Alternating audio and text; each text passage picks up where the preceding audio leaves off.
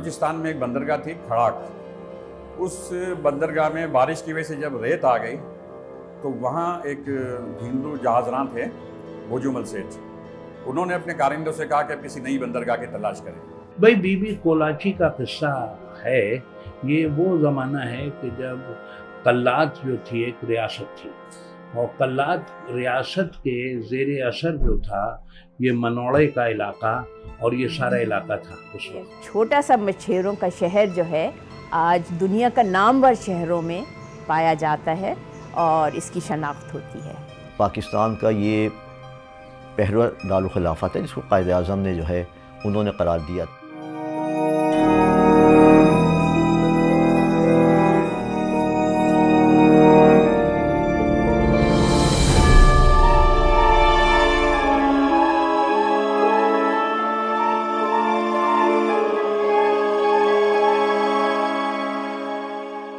कराची में हाँ एक चीज़ है जो पूरे पाकिस्तान में नहीं है, वो समंदर है और इस समंदर के गिर्द हमारी बहुत खूबसूरती है।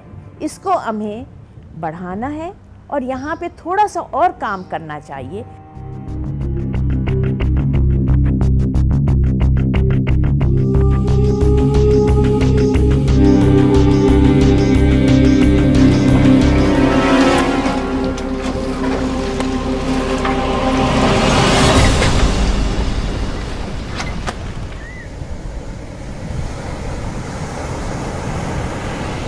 जब तक कराची में सयाह आते थे, यहाँ पोर्ट पे जो जहाज़ रखते थे उसका क्रू इस शहर में नज़र आता था।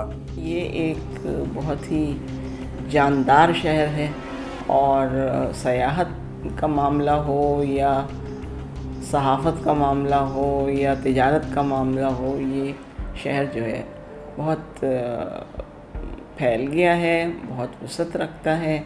कराची की तारीख़ी इमारतें जो हैं वो लोगों के लिए कशिश का ज़रिया रखती हैं, जिसमें मोहट्टा पैलेस, खालिक दीना हॉल, फिर लाइब्रेरी, पारसी कॉलोनी, वज़ीर मेंशन कायद आज़म की जाए पैदाइश, ये लोगों के लिए कशिश का ज़रिया रखती है। 40 साल पहले तक ये यकीनन ये उरूसुल बलात कहलाता था, यानी कि शहरों की दुल्हन और रोशनियों का शहर।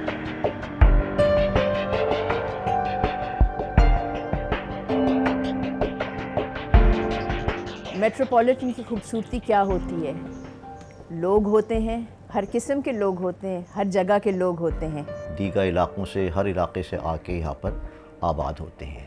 तो इस शहर की खूबसूरती ये है कि इसने न सिर्फ ये पाकिस्तान के मुख्तलिफ़ इलाकों के लोगों को अपने समोया अपने अंदर, मगर दीगर मुल्कों के लोग भी यहाँ बड़ी तादाद में रहते हैं। जनरली अमेरिका के बारे में कहा जाता है कि जी ये मेल्टिंग पॉट है, वही हैसियत पाकिस्तान के शहरों में कराची की है, जहाँ मुख्तलिफ जो है वो तबका हाय फ़िक्र के लोग आपको मिलेंगे और मुख्तलिफ सूबों से, मुख्तलिफ ओरिएंटेशंस के लोग, वो तमाम लोग यहाँ पाए जाते हैं। कराची को तो हमेशा गरीब परवर शहर कहा जाता था कि एक तो यहाँ का मौसम भी जो था मुतदल था, हमेशा ना ज़्यादा सर्दी ना ज़्यादा गर्मी।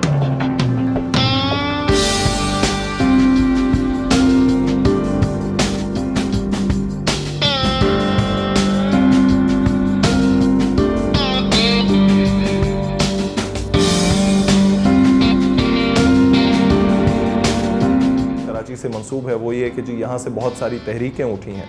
अब ये किसी भी माशरे या शहर की जो इंटेलेक्चुअल लेयरिंग होती है उसकी जो मिराज है एक तरह से उसको रिफ्लेक्ट करता है। मिसाल के तौर पे अगर उसी कल्चर में आप फिर आर्ट्स को ले आएँ तो फिर आपके सामने कैसे नाम सामने आते हैं कि जी मेहदी हसन खान साहब हैं उसमें, उसके अलावा फातिमा सुरैया बजिया साहिबा हैं, जॉन एलिया साहब का नाम है शायरी में। और अगर in terms of contributions and services जो मैंने बात की कि जी कराची ने बहुत दिया है लोगों को, और आज भी दे रहा है। बेशक जो भी कराची की अपनी हालत है उसमें अब्दुल सत्तार ईदी से बड़ा नाम कौन हो सकता है जी।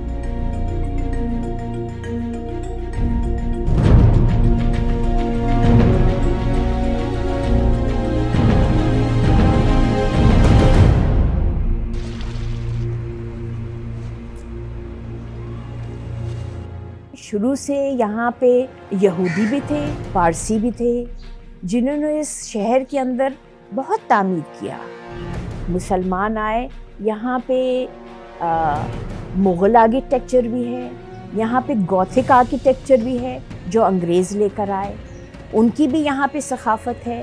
अब यहाँ पे देखिए मंदिर भी है, गुरुद्वारा भी है, चर्च भी है, सिनेगॉग भी है।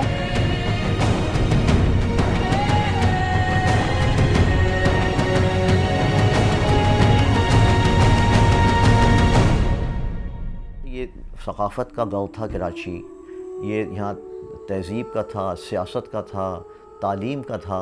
चाहे ज़ुबान बोलने वाले हों, मज़हब के लोग हों, फ़िरक़ों के लोग हों, उनमें कहीं कशीदगी नहीं थी। एक भाईचारा, एक अपनायत, एकपन का एक एहसास था जिस पे वो अमल भी करते थे। मैं ये इस चीज़ को अपने तजुर्बे से ये देखता हूँ कि ये फैमिली सिस्टम वैल्यूज़ का इम्पैक्ट है। किसी भी माशरे का जो एक कलेक्टिव जीनियस है, उसमें स्टार्स तभी पैदा होते हैं कि जी जो उस कलेक्टिव सिस्टम ऑफ जीनियस से आगे जा सकें।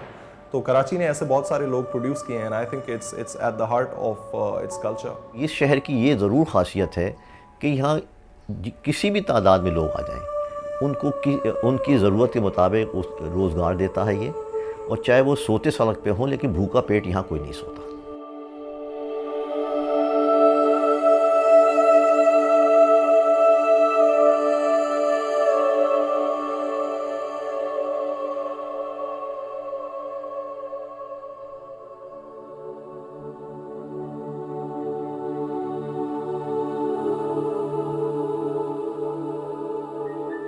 कि बाद लोगों ने अपनी जान की बाजी लगा के, अपने वसाइल और वक्त और ये सारे लगा के सोशल वर्क जो शुरू किया है बिना किसी मुआवजे के, तो यहाँ इस किस्म की कराची में ऐसे इदारे कायम हो गए अल्हम्दुलिल्लाह, और गरीबों को उससे बड़ी सहूलत हासिल है। इंसान के अंदर आज क्यों इतनी खुदगर्जी आ गई है? मैं जी नहीं, हम। और अगर हम हैं तो फिर मैं का सवाल ही नहीं पैदा होता है।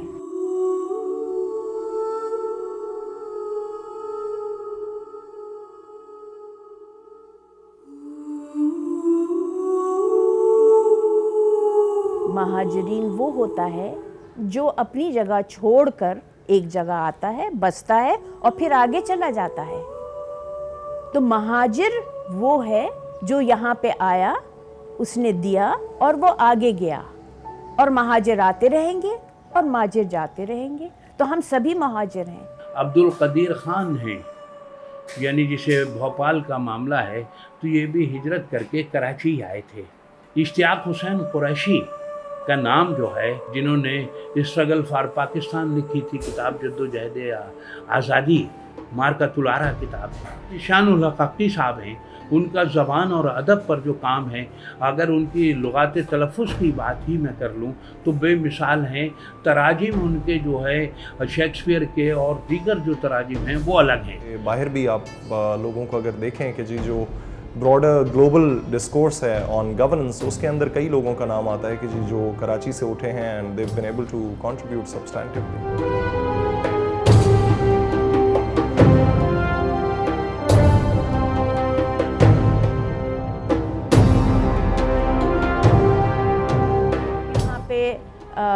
दिमागी तौर पे आज़ाद ख्याल लोग बहुत थे।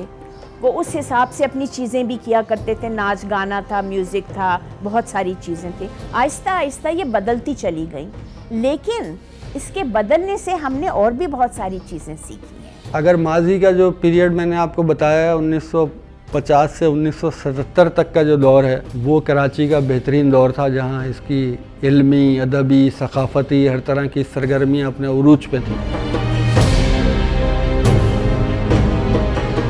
मैं माजी के कराची का बड़ा दिलदादा भी हूँ और अप्रिशिएट भी करता हूँ, लेकिन अगर माजी और आज में आप मुझसे चूज़ कराएं तो मैं शायद कल के कराची का ख्वाह हूँ, जिसमें आज जो मुझे पॉलिटिकल डिस्कोर्स नज़र आता है कराची के बच्चे में, जो कॉन्शियसनेस नज़र आती है, जो कंसर्न नज़र आता है कराची के हवाले से, और इसको मेरे ख्याल से हमें इसके ऊपर बिल्ड करने की ज़रूरत है। तो अब हमें अपने जो रिवायात हैं, उनकी पासदारी है, उन्हें असरी तनाजुर के साथ जोड़कर चलना चाहिए। अगर हमारे पास असर नहीं है, ज़माना नहीं है, तो हम जो है ख्वाब गफलत में हैं और ना अपने लिए मुफीद हो सकते हैं, ना दूसरों के लिए हो सकते हैं।